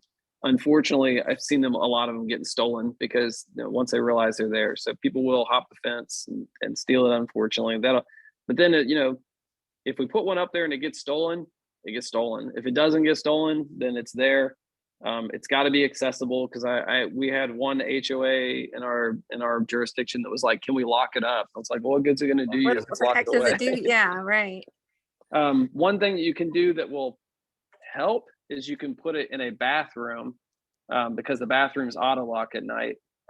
So that would be my recommendation, is at least consider putting it in a bathroom. Of course, then you got to put up a Yeah. big sign that You lets gotta- people know it's in there and Yeah. everything. Well, then you have the phone situation, where you tell them 1,000 times the defibrillators in the bathroom, and then they're running around like chickens with their heads cut off in the event. Yeah. Hopefully not. And I would definitely say, like, if somebody has a heart attack at the pool and anybody happens to remember the AEDs there, I mean, it's a tragedy if somebody has a heart attack and you don't remember there's an AED there. That's Yeah. unfortunate, but I'm all for them. They're amazing devices. I do anticipate that it will get stolen because of what I've seen trend wise, but What's the average Um, cost of those? I was actually going to look it up because I knew you were going to bring it up because you talked about I it. think Justin, Justin, fif- can you look that up? 1,500 to 5,000, depending on which one you Are get. you serious? I was Yeah. going to say the last time I looked at them, about $3,000 was what the PD was paying, Wow. because we got cost savings on, and that's the thing. That's why they get stolen. I didn't know it was that They're- much. What are Yeah. what are I they was stealing thinking them about for? Are they 300. made of copper? They Steal resell it- them on steal some it- steal it AED to black resell. market? Yeah. Ridiculous. Black Hey, market. Yeah. can we buy one of those? Jeez. They get Hey, Can we get one off the black market? Hey, Rob, do you think Yeah, you got any, Rob, do you have any in the evidence room? no, they're serial numbered and pretty trackable if you do get your Oh. hands on one. Darn. Yeah, but Well, just file it off. that's it. I mean, you gotta remember too, like, it's been a while, but remember the copper got stolen out of the water fountain and the shower at the pool years ago. Yep. Like, Jeez. Yeah, Yeah. I remember that. that's why I the only downfall to it is I'm like, they're very expensive, and I do feel like it'll get stolen. But I mean, if you put it up there, and that's why I say, like, I would vote for it, even though it's a huge cost, and I don't know that it won't go anywhere. But if it happens to be up there and it saves somebody's life, though, on the flip side, there aren't a lot of. I mean, all this year, I don't remember EMS responding to a single heart attack at a pool. So I will say that also, like from the optimist point of view, not many people have fallen over dead at pools, fortunately, from heart attacks. Yeah. But I'm not against it personally. so hey, Work. I had to unfortunately use one of those at work. And the one that we had at work, when you pulled it off the wall, an alarm went off. So is it possible to do something like that, or that just caused too much trouble? No, they come in. There's a box you mount on the wall, and Right. that's what you can even tie those into your phone lines so that when somebody pulls it, it activates. It sends an alert basically to because we have E911, and E911 would get an alert that there's some sort of emergency or an AED is being used. Now, I mean, if you're thinking from the point of view of like that'll prevent somebody from stealing it, nah, man, they'll break into your car with your car alarm going off. That's I true. don't That's sell that. true. Yeah. It was so a that- loud alarm though. It let people Yeah, know. it definitely will get attention, but I don't. Well, It would be something. It would not. Again, I would say personally, like if you guys were like, Rob, what do you think? My thought is, don't let that stop you from being willing to spend the money if you think it's a good life-saving Yeah. device to have out there. well, and you know what? That was another situation of that day where the neighbor that tried to pull the little boy out, she was having a really hard time getting him out but no one could hear her screaming because the mushrooms were going. So, you know, if there were something like that, where even if we didn't need, I mean, granted, I mean, in that situation, I don't know if I would have thought to run to that either, but you know, that type of an alarm was something, that's something that would have gotten more people's attention instead of so much time passing. I'll vote to Well, deactivate the mushrooms. Yeah. You know you I would. hate those things. Those are Hey, the most annoying mush- things. Do you like how they turn off? Because that cost $600, and I was like, yeah, spend it. Do it now. It's worth it. I tell my daughter they're charging. Yeah, that's a good idea. Yeah, as far as the, I would say, you know, like if you had an alarm on the building and you ran to the building, pulled the alarm, everybody would be looking at the building, the alarm, not the pool. So I think I watched the video of her jumping in. She was fantastic. The little boy, and I think he was a relative, right? But the little boy, he was fantastic at what he tried to do. And then he ran for help and got an adult. The adult, then she felt like she hesitated. She did not. She ran straight over and dove in that pool. And then she started doing help. I mean, that's the reality of it is, you know, the basic safety rules: don't swim alone, don't be intoxicated, and all that kind of stuff. That's what really makes a huge difference. It really does. It really does. But AEDs are great. I love AEDs. I like them. I kind of want you to get to the one about the nearly 200,000 gallons of water in a pool and the building being on fire, though. That's the one I'm excited about. Couldn't wait for that one. I can't even wait for it. I love firefighter jokes. I want to get there. Firefighter jokes. You let get out the bag, Rob.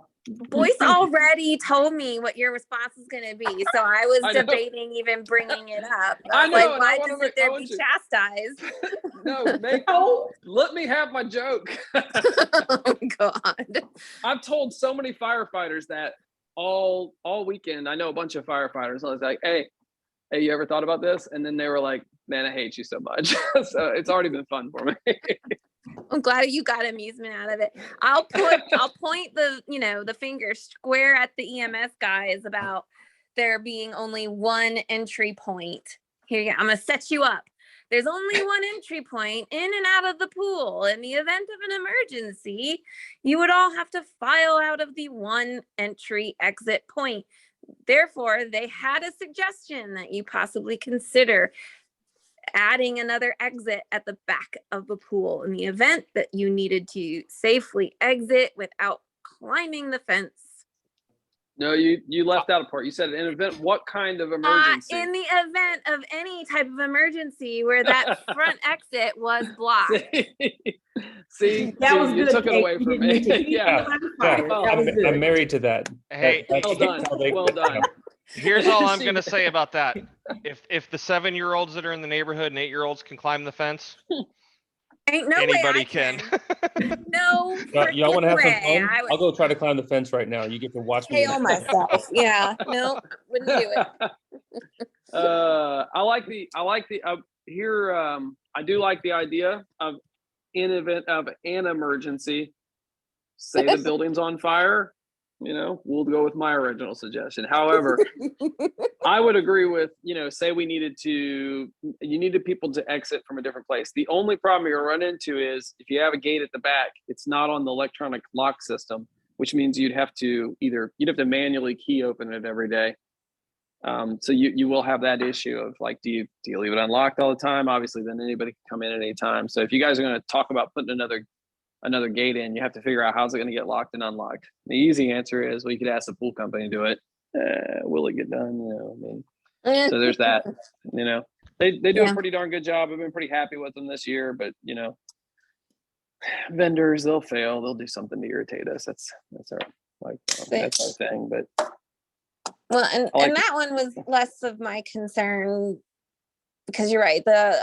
A type of threat that occurs that would require you to use an alternate exit is less likely than a drowning. And, you know, drownings aren't all common in our neighborhood, thank goodness. So thank God. Yep.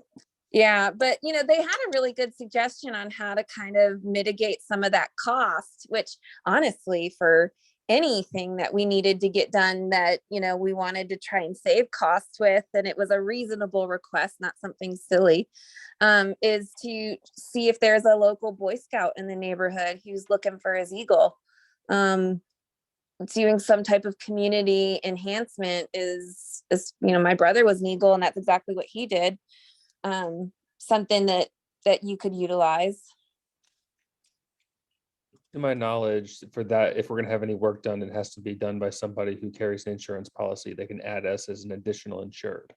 That's the downside to an idea like that. And I had talked to Ashley recently about that, adding the additional insured. And it is a thing. And unfortunately, Boy Scouts of America won't do that for us. Sorry. What a jip. Good idea, but again, it's always dollars and cents and liability in this case. And that, as awesome as a cost saving as that would be, we cannot, in the event that something happens and he made a mistake and the door doesn't open, that puts us on the hook, and we can't do that. Sorry. Fine. The gate is stuck. The building's on fire. What will we do? What will we do? Yes. What would we do in the event of a fire? Don't know. If the water's cold, you just She wait for the sets you fire to up. warm it up. It is your own fault if you don't spike this one. I've made so I many set jokes you about it up. at this point. I know I kind of just done the joke at this point. I think everybody gets it. Over now. Well, I and was then immediately, I was dying laughing when I read that. It was like, that is something exactly like a firefighter would say, man. That is such a fire. What if the building burns? How are you gonna get out? Like, dude, there's like 250,000 gallons of water right there, Right. the last thing that I'll bring up, and it's nothing big, but it's just if we need to restock the first aid kit and provide maybe things that aren't already in there, like what is the thing that they call it, like a if you have to do CPR and it's like the little mask you put on to kind of prevent you from having to like touch. Yeah, it's a single flow is what it is. But yeah, you're talking about the CPR mask. Yeah, like, so just things that we could do, like, is that like come out of the HOA funding? Like, can I just go buy that stuff and stuff it in there? Like, what do we got to do for that?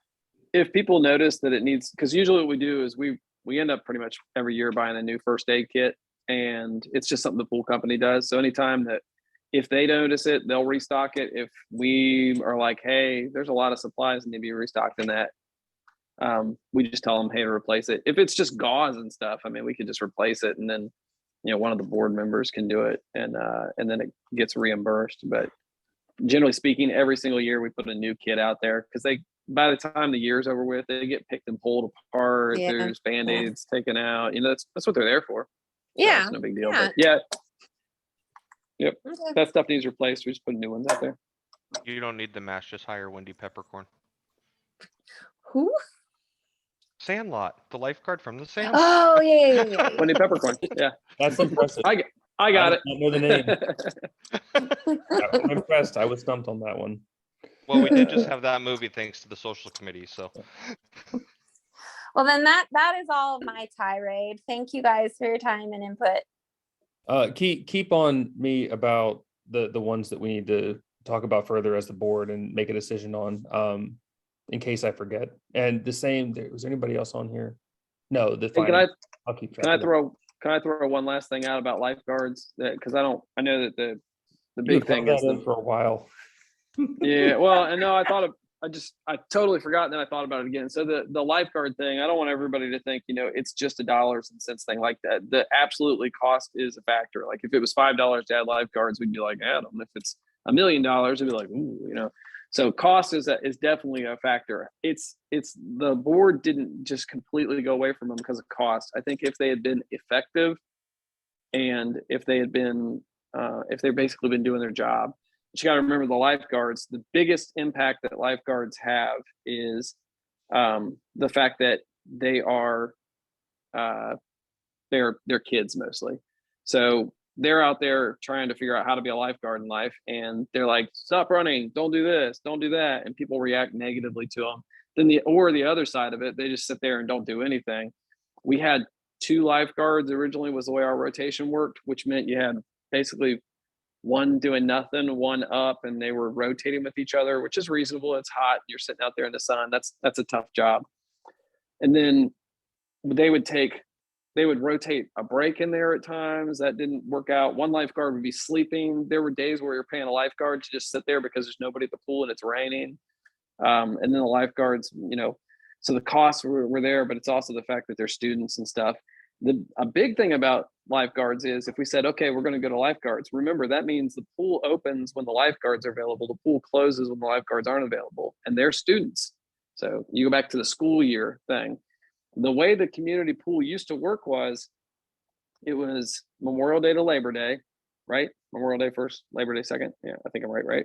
You're right. Yeah, okay. Memorial Day to Labor Day.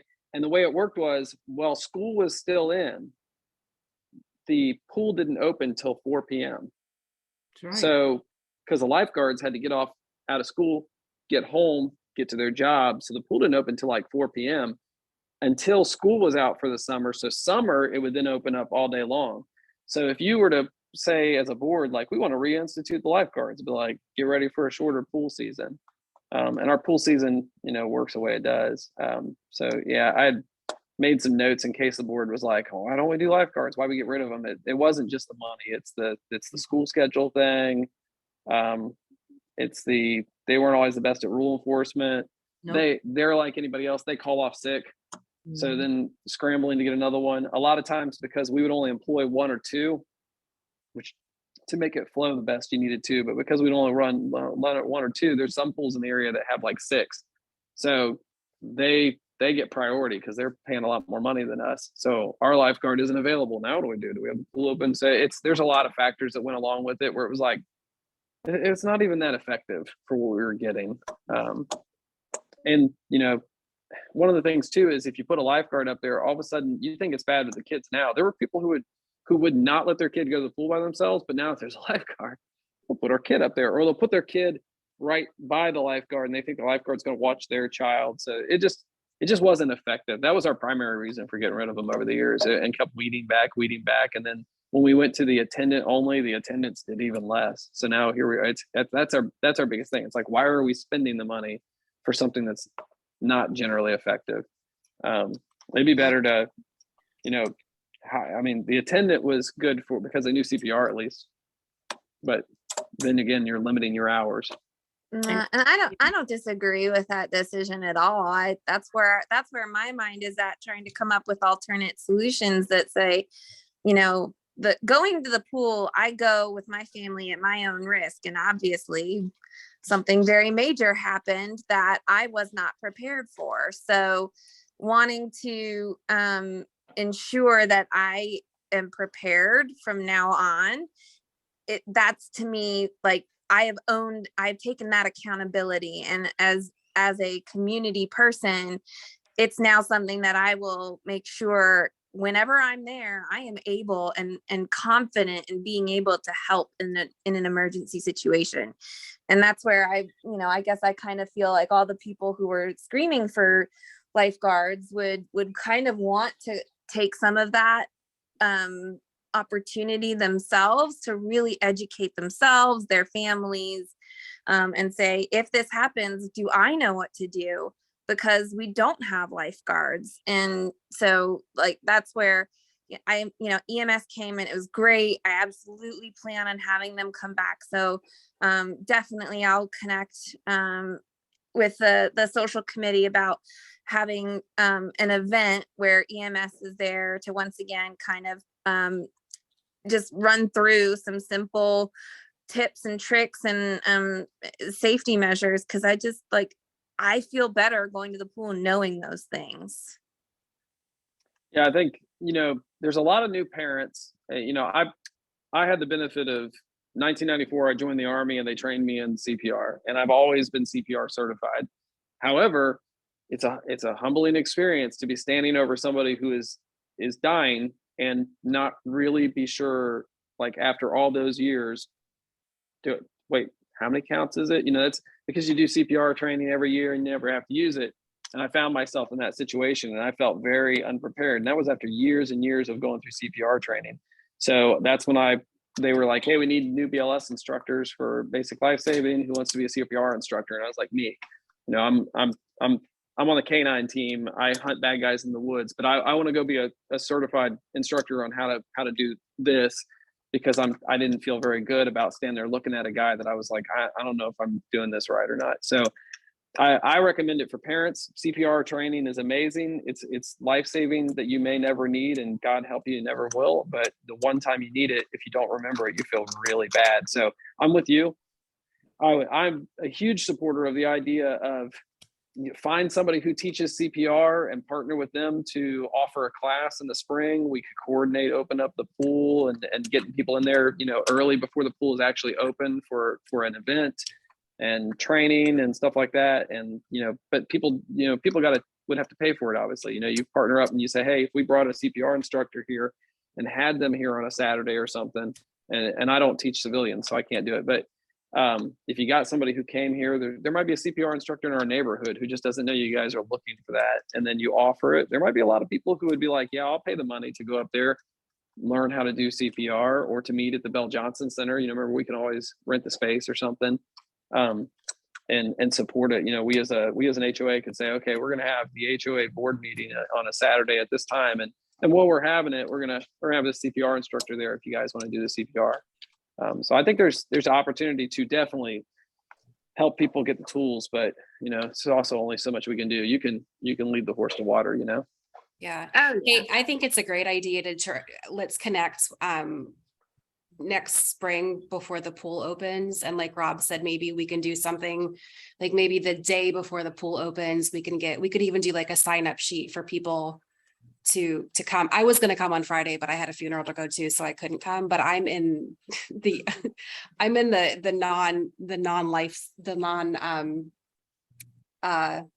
lifeguard camp. I don't think that they benefit our community. There's already too Right. many kids that go up there without parents. You get Mhm. lifeguards up there, and then it's just going to be a free for all. So I definitely feel we need to do what we can to help educate, and at least we can say we tried. But I think it's a great idea to kind of get something before the pool season starts next year. And the Yeah. good thing is we've got plenty of time to work on it. Yeah, absolutely. No, I'd love to do that. Sign me up, coach. Put me in. I think it'll Gotcha. get you further. It'll get you further too when you provide those resources. I mean, you guys are already looking to bring awareness, and you've got a personal little story to put behind it. You know, like, hey, this bad incident happened here in the neighborhood. Maybe you didn't hear about it, and you know, or maybe you did, but you didn't know some details. And here's why it means so much to us, and that attaches people to stuff. So, I mean, yeah, I personally, I think it's just like with the lady who got abducted. I mean, you wouldn't believe the number of Mm. people who are reaching out to the PD. We have to send 2 new people to RAD. I think it's called RAD training, which is the rape defense training, because we've got our defensive tactics where those of us who teach like jujitsu and stuff teach the PD. We've got other instructors who teach civilians like how to fight off people, and all of a sudden everybody wants to go to that course. Like, hey, do you guys still teach that? I don't want to go to that. Like, you weren't worried about getting murdered 2 weeks ago, so you know, I think when it hits close to home, it's a little, because right after that happened in Memphis, there was a girl here in Charlotte it was like the middle of the day. Right. So Yeah. Well, and you're also seeing, you know, you're seeing a huge, like an extra heightened sensitivity right now. So it struck close. People are aware of it. They're thinking of it. I mean, you know, my wife even asked me about it, and you know, it's like, yeah, you should probably know how to defend yourself. So it's you know, and it's from our point of view, strike while the iron's hot. People are asking us about it. Hey, we're offering it. Who wants to come up and learn and do that? So yeah, it's do the same thing. Strike while the iron's hot. People know about it. You're going to come in the next pool season. People who are going to hear about it over the winter are going to be like, wait a minute, there was an incident at the pool, and that's your opportunity. Man, you can't go wrong with having more people who know how to do CPR. I don't care if they're certified or not. If all you know how to do is what you saw in the movies and you just push, you know, you might save somebody's life. Yeah. Yep. You can't hurt them. You know, Right. it's better than nothing. So right. Well, I think Yeah. it's a great idea, Kate, because you know people don't realize it. I've taught in high school, and you know we were we were actually, me and my cousin, we were, playing, we used to play with the dummies, how you just hold them up and play with them. We was joking because it was a bunch of teachers and we was like, this is, we've been CPR so many times, blah, blah, blah. A month later, me and my cousin, the same one, had to save my aunt's life doing CPR. So, yeah, so, you don't know. I mean, it's not just, it's about the pool, but you need to know how to save somebody's life wherever you are. Exactly. Yeah. No, and that's just something that gives you more confidence because, when an emergency happens, that's that flight or fight instinct. And you want to be able to say that, I did everything I could because, I mean, that's how you sleep at night. That's Is right. that you did what you could. Yeah. Yeah. So Yeah. it's a great idea. Cool. We're doing it. Thanks for indulging me. All right, we are. Yeah, I was almost gonna say, I have to jump, over. guys. Thank you for ahead, everything. I Tyler. appreciate it. Thanks, everyone. Talk to you guys soon. All right. Bye-bye. Good night. Night. Good night. Good night.